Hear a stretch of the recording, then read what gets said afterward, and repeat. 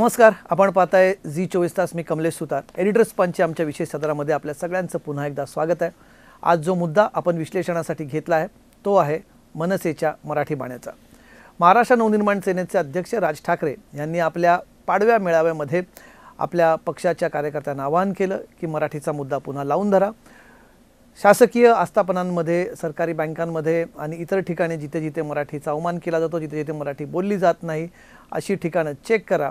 आणि जे म्हणतात किंवा जे मराठीच्या नावाने माज दाखवतात की मराठी नाही बोलली तर फरक पडत नाही, अशा लोकांचे कान चेक करायलाही विसरू नका, हे राज ठाकरेंनी आवर्जून सांगितलं. राज ठाकरेंच्या पक्षाने आपल्या गुढीपाडवा मेळाव्यामध्ये नेहमीच पक्षाच्या कार्यकर्त्यांना दिशा आणि धोरण देण्याचं काम केलेलं आहे. राज ठाकरे यांचं भाषण म्हणजेच पक्षाचं धोरण असं गेले अनेक दिवस पक्षाचा हा अजेंडा राहिलेला आहे. राज ठाकरे यांनी पुन्हा एकदा आपल्या कार्यकर्त्यांना मराठीचा मंत्र या निमित्ताने दिला आहे. मराठीचा मुद्दा राज ठाकरेंनी आताच का काढला याच्याविषयी अनेक खरं तर वेगवेगळे वितर्क काढले जातील किंवा त्याचं विश्लेषण केलं जाईल. पण सगळ्यात महत्त्वाचा मुद्दा जो खरंच जेन्युइन वाटतो, गेल्या काही दिवसांमध्ये वारंवार अशा घटना समोर येऊ लागल्या होत्या. मुंबईमध्ये मराठी माणसाला मराठी आहे म्हणून घर नाकारणं किंवा मराठी असल्यामुळे नोकरी नाकारणं, केवळ मराठी माणसानेच अप्लाय करू नये असं सांगणं किंवा आम्हाला मराठी येत नाही, काय करायचं ते करून घ्या, अशा प्रकारच्या अत्यंत संतापजनक अशा काही घटना वारंवार समोर येत होत्या. त्याचे व्हिडिओ सोशल मीडियावरनं व्हायरल होत होते. अशा वेळेस कुठल्याही मराठी माणसाचं रक्त उसळलं नाही तरच नवल. आणि जेव्हा अशा घटना घडतात तेव्हा राजकीय पक्ष अर्थातच समाजात घडणाऱ्या गोष्टींचा आरसा असतात, त्यामुळे त्यांच्यासाठी हे फक्त राजकीय मुद्दे नसतात, तर इथल्या जनभावनांना देखील कुठेतरी आपल्या माध्यमातून वाट करून द्यावी, हा राजकीय पक्षांचा एक प्रकारे अजेंडा असतो. त्यामुळे मनसेने एक मराठी धोरणांवरनं, मराठीच्या मुद्द्यावरनं बनलेला पक्ष आहे. शिवसेनेचा आपण ज्याला ऑफशूट म्हणू शकतो असा पक्ष आहे. शिवसेनेतनंच निर्माण झालेला, जन्माला आलेला पक्ष मनसे आहे. त्यामुळे त्यांनी हा मुद्दा उचलला नाही तर आश्चर्य वाटायला नको होतं. राज ठाकरेंनी पुन्हा एकदा कन्व्हिन्सिंगली आपल्या आक्रमक भाषण शैलीमध्ये हा मुद्दा आपल्या कार्यकर्त्यांना दिला आणि त्यांचे कार्यकर्ते मैदानावरती उतरून पुन्हा एकदा मराठीच्या मुद्द्यावरती आक्रमक झालेले आपल्याला बघायला मिळतात. बरं, हा झाला त्या मुद्द्याच्या जेन्युनिटीबद्दलचा भाग. दुसरा मुद्दा जो अर्थातच उपस्थित केला जातो की याच्यामागे राजकारण आहे का. अर्थातच राजकीय पक्ष जेव्हा कुठला राजकीय मुद्दा किंवा कुठला मुद्दा उचलतो त्याला एक प्रकारचा राजकीय कंगोरा असतोच. मनसेला गेल्या 2 निवडणुकांमध्ये मिळालेलं अपयश आणि आगामी होऊ घातलेल्या महानगरपालिकांच्या निवडणुका, त्यातही मुंबई, ठाणे, पुणे, नाशिक अशा ठिकाणी जिथे मनसेची ताकद आहे, अशा वेळेस जिथे मराठीचा मुद्दा यापूर्वी क्लिक केला आहे पक्षासाठी, तिथे राज ठाकरेंनी हा मुद्दा उपस्थित करून एक प्रकारे त्यातनं राजकीय बेनिफिट सोडा पण पक्षाच्या कार्यकर्त्यांमध्ये एक कुठेतरी नवचैतन्य निर्माण करण्यासाठी किंवा त्यांना एक कार्यक्रम देण्यासाठी, एक त्यांना अजेंडा देण्यासाठी आणि त्यांना एक कार्यक्रम देण्यासाठी हा मुद्दा त्यांनी उचलून धरलेला आहे. निवडणुकांचा अर्थातच त्याच्याशी संबंध असेल, पण दुसरा एक संबंध आहे ज्याच्याबद्दल मी शेवटी या विश्लेषणात सांगणार आहे. तिसरा जो याच्यातनं महत्त्वाचा मुद्दा आहे, मराठीचा मुद्दा हा मनसेसाठी नेहमीच हुकमाचा एक्का ठरलेला आहे. जेव्हा जेव्हा मनसेने हा मुद्दा आक्रमक पद्धतीने मांडला तेव्हा तेव्हा त्या पक्षाला जास्तीत जास्त जनसमर्थन मिळालेलं आहे, लोकसमर्थन मिळाले, हे यापूर्वी दिसून आलेलं आहे. 2006 साली जेव्हा मनसे स्थापन झाली होती त्यानंतर त्यांनी सगळ्यात पहिले काही लोकाभिमुख मुद्दे खरं तर घेतले होते. जसं की रेशन दुकानांबद्दलचा मुद्दा त्यांनी घेतला होता, शाळांबद्दलचा मुद्दा घेतला होता, पण त्यांच्या त्या मुद्द्यांना फारसा प्रतिसाद तेव्हा मिळाला नाही. 2007च्या महापालिका निवडणुकांमध्ये राज ठाकरे यांच्या मनसेला फारसं यश मिळालं नाही. मात्र त्यानंतर लगेचच राज ठाकरेंनी जेव्हा आक्रमक मराठीचा मुद्दा घेतला, जेव्हा उत्तर भारतीयांविरोधात काही ठिकाणी आंदोलनं झाली, काही ठिकाणी त्याच्यातनं हिंसा झाली, काही उत्तर भारतीयांना त्याच्यातनं त्यांच्या विरोधात हिंसाचार करण्यात आला, या सगळ्या मुद्द्यांनंतर राज ठाकरेंच्या पक्षाची आणि राज ठाकरेंची लोकप्रियता ही शिगेला पोचली होती आणि याचाच परिणाम म्हणून 2009च्या लोकसभा आणि विधानसभा निवडणुकांमध्ये पक्षाला मोठं यश मिळालं.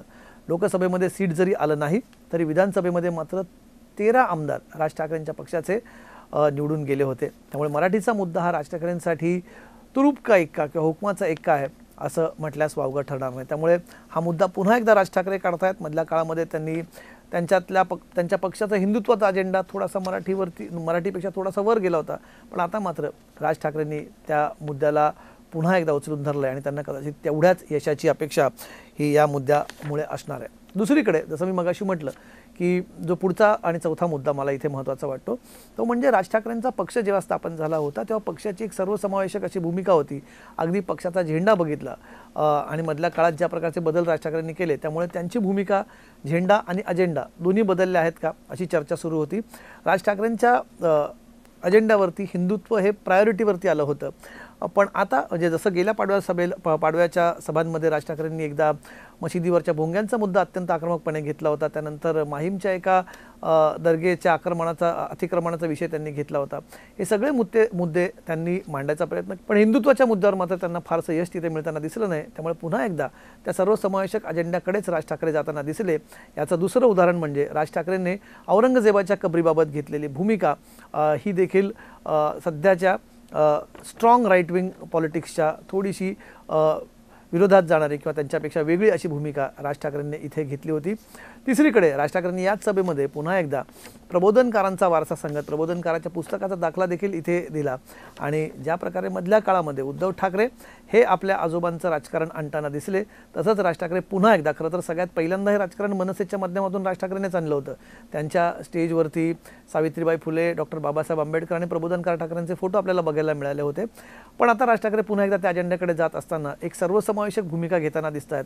हा पुन्हा एकदा, आणि हे सगळं करत असताना मराठी याच्यातला एक कॉमन दुवा आहे, मराठी हा कॉमन धागा आहे, समान धागा आहे. त्यामुळे मराठीचा मुद्दा राज ठाकरे यांच्या पक्षाने पुन्हा घेतल्याचं आपल्याला दिसून येतं. जो पाचवा आणि सगळ्यात महत्त्वाचा मुद्दा इथे मला वाटतो, तर सध्या महाराष्ट्राच्या राजकारणामध्ये 3 पक्ष असे आहेत जे मराठीच्या मुद्द्यांवरनं जन्माला आलेत किंवा मराठीच्या मुद्द्यांवरनं तयार झालेल्या पक्षांचाच एक भाग आहेत. शिवसेनेची 2 चक्र झाली आहेत. शिवसेना उद्धव बाळासाहेब ठाकरे पक्ष, शिवसेना जी शिंदेंकडे आहे, ज्यांच्याकडे नाव आणि चिन्ह आहे, आणि महाराष्ट्र नवनिर्माण सेना. हे तिन्ही पक्ष तसे मुळात शिवसेनेतूनच जन्माला आलेले आहेत. तिघांचाही मुद्दा मराठीचा आहे, पण एक शिवसेना सत्तेत आहे, एक शिवसेना विरोधात आहे. त्यामुळे दोघांच्या भांडणामध्ये विरोधकांची एक स्पेस आपण कुठेतरी घेऊ शकतो का, विरोधकांची जागा आपण आक्रमक मराठीच्या माध्यमातून मुंबई आणि परिसरामध्ये, विशेष करून MMR या भागामध्ये आणि नाशिक पुणे यासारख्या शहरांमध्ये जिथे मराठीचा मुद्दा, परप्रांतीयांचा मुद्दा हा जास्त रेझोनेट होऊ शकतो, जो जास्त चालू शकतो, अशा ठिकाणी विरोधकांची स्पेस आपण घेऊ का, हे देखील राज ठाकरे या माध्यमातून कुठेतरी चाचपडत आहेत असंच या क्षणाला आपण म्हणू शकतो. शेवटचा आणि सगळ्यात महत्त्वाचा मुद्दा, राज ठाकरेंच्या भूमिकेचं राजकीय वर्तुळातून कोण कसं रिॲक्ट करेल. दोन्ही शिवसेनांच्या भूमिका अर्थातच बचावात्मक इथे असेल, राज ठाकरे पुढच्या काळात काय करतायत हे बघण्यात असेल. पण सगळ्यात प्रमुख सत्तेतला पक्ष असणारा भारतीय जनता पक्ष याकडे कसं बघतोय.